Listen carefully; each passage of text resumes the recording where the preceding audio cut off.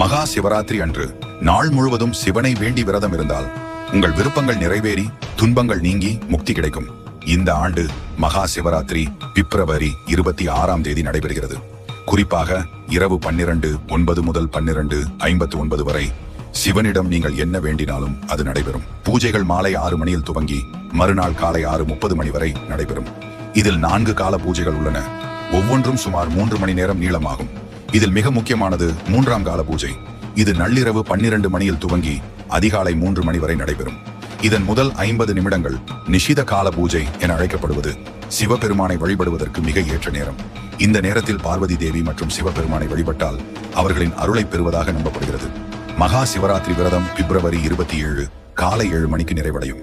இரவு முழுவதும் கண் விழிக்க முடியாவிட்டாலும் 3ஆம் மற்றும் 4ஆம் காலங்களில் கண் விழித்து சிவ தரிசனம் செய்வது அவசியம். இந்த நேரம் உங்கள் பக்தியிலும் புதிய ஆற்றலும் அருளும் தரும்.